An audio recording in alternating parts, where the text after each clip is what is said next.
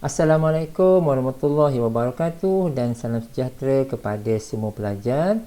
Kita akan sambung teaching video kita dengan membincangkan dua kaedah matriks, iaitu kaedah matriks songsang dan juga petua Cramer seperti yang saya sebutkan dalam teaching video sebelum ini. Baik, kita mulakan dengan kaedah matriks songsang. Jadi, bila kita nak sebut matriks songsang ini, kita ada seperti yang kita lihat dekat sini ya. Kita ada kaedah yang tertentu macam mana kita nak menyelesaikannya. And of course, yang seperti yang saya sebut sebelum ini, pertama sekali, jika kita diberi suatu sistem persamaan linear, kita kena tukarkan ke dalam bentuk matriks terlebih dahulu, di mana kita ada matriks A, matriks X dan juga matriks B kan. So macam tu.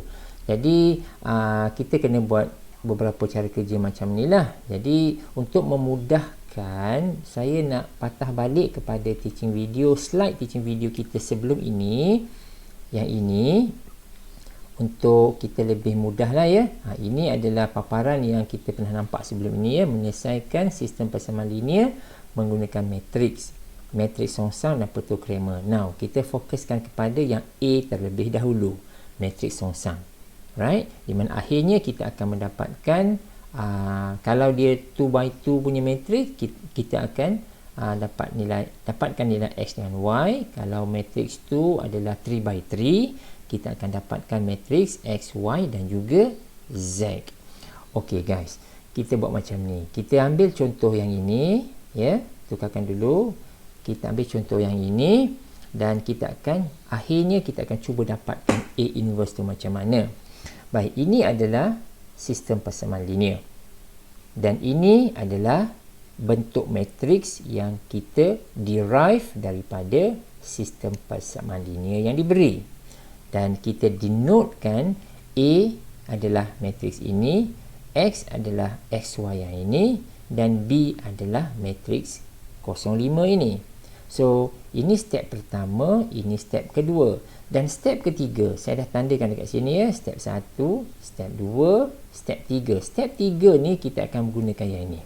So, daripada AX sama dengan B ini, AX sama dengan B ini, maka X adalah sama dengan A inverse darabkan dengan B. Ya, A inverse darabkan dengan B. Mana kita dapat yang ini? Ini saya dah buat sedikit pengiraan untuk tunjukkan ini adalah cara dia ya.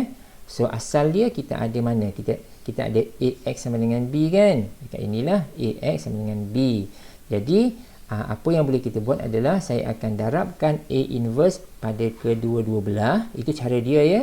Ya, A inverse darabkan sebelah sini, ini pun A inverse darabkan sebelah sini. Jangan terbalik ya. Jangan darabkan A inverse ini di sebelah kanan B. Itu dah salah dah. Ya, yang tu salah. So kalau A inverse ini didarabkan pada bahagian kiri, maka yang ini pun A inverse kena darabkan pada bahagian kiri juga. So macam tu. Jadi prosedur dia, A inverse darabkan dengan A, kita dapat identity. So I lepas tu X yang belah kanan ini remain the same, dan identity darabkan dengan X, kita dapat X semula. So sebab itulah kita dapat X sama dengan A inverse B. Jadi untuk mudahkan cerita, kita ada inilah.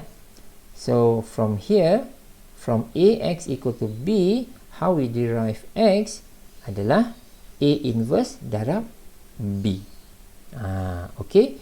Ini apa ni? Boleh guna calculator. Maksud dia, kita boleh mendapatkan A inverse ini dengan menggunakan calculator. Sama ada nak guna yang apa tadi? Yang adjoint 1 over penentu darab dengan adjoint A dan sebagainya kan? Itu terpulang.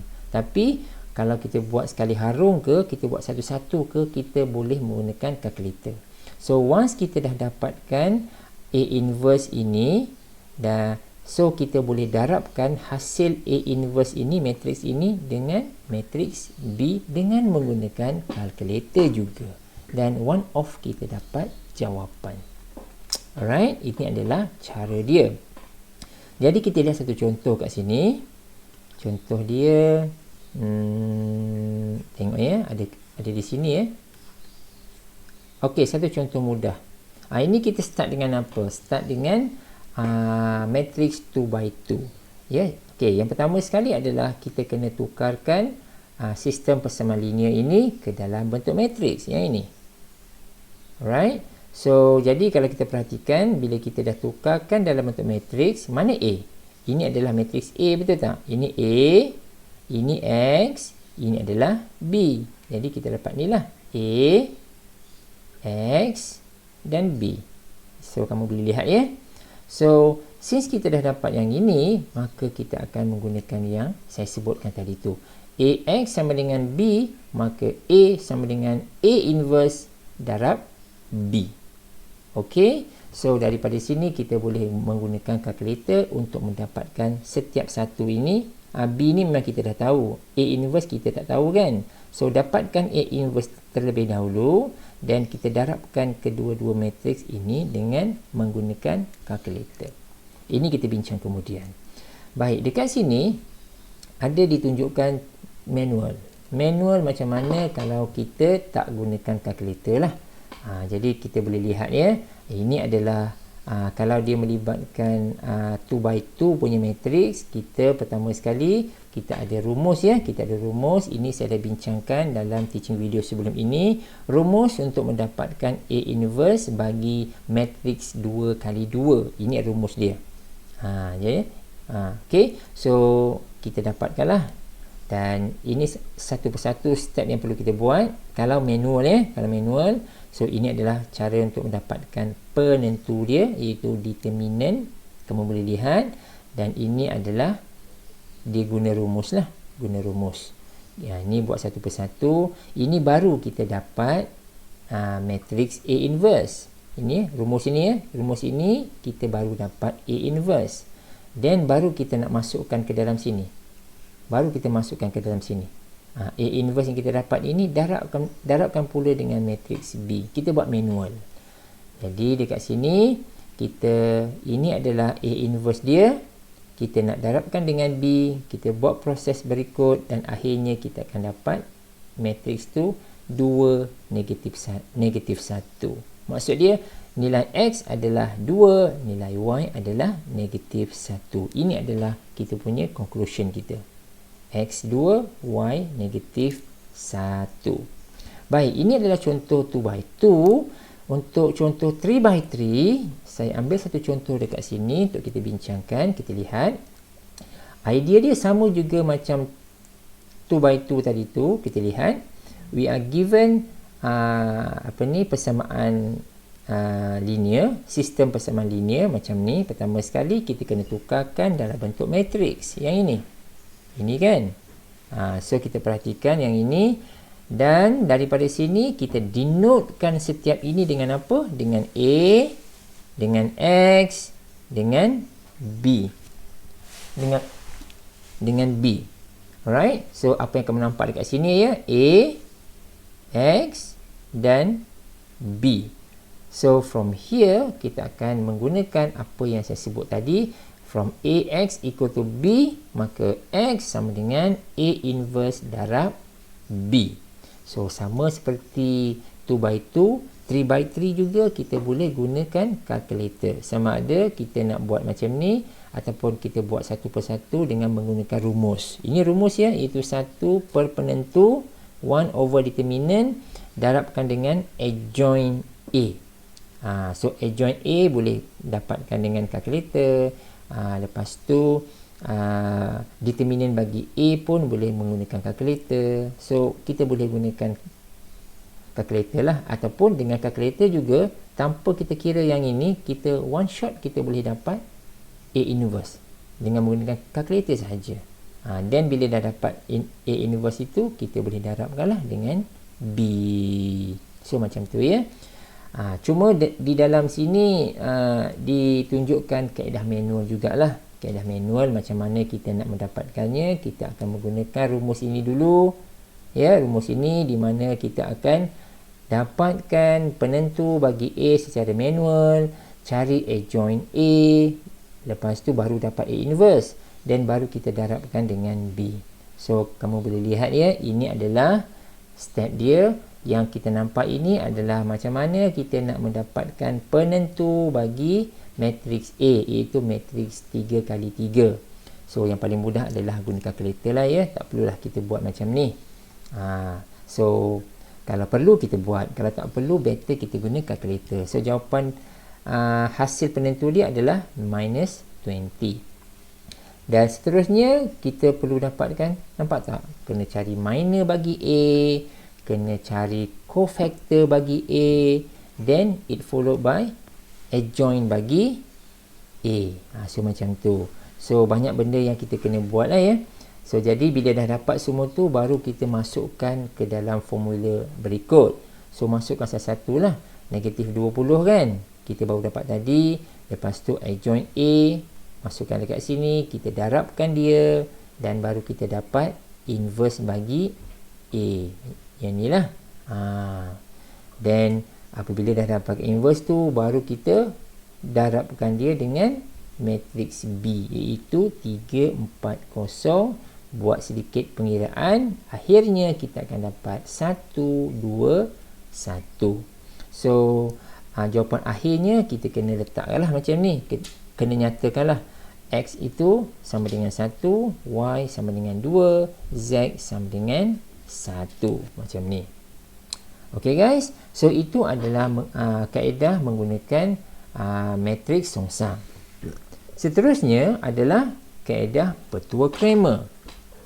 Kaedah yang kedua ya, petua Cramer. Petua Cramer, kita lihat ya. Petua Cramer ni cara dia sedikit berbeza dengan menggunakan kaedah matriks songsang tadi.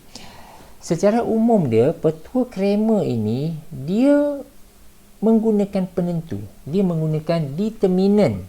Ya, dia menggunakan determinant bagi matriks-matriks yang tertentu. Jadi kita lihat ya. Kita lihat dekat sini ada dua matriks yang berbeza peringkat dia.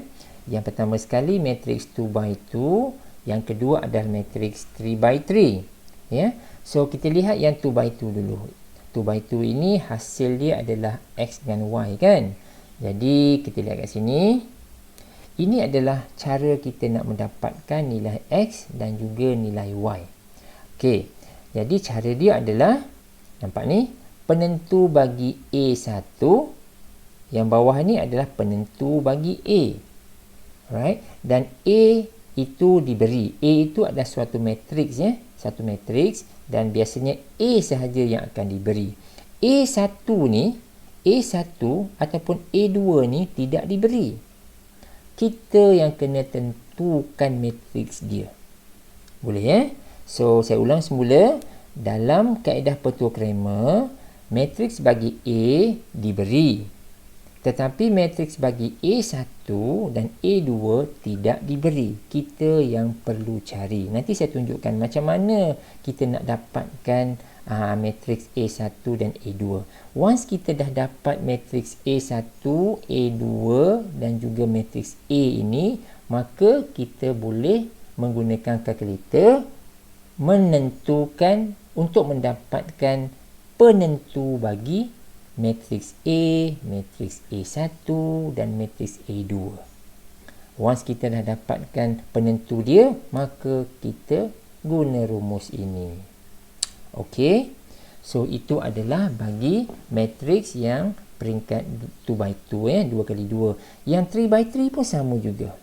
Bila 3x3 dia ada 3 lah, ada X, ada Y, ada Z. Jadi kita ada apa? Kita ada A1, kita ada A2, kita ada A3.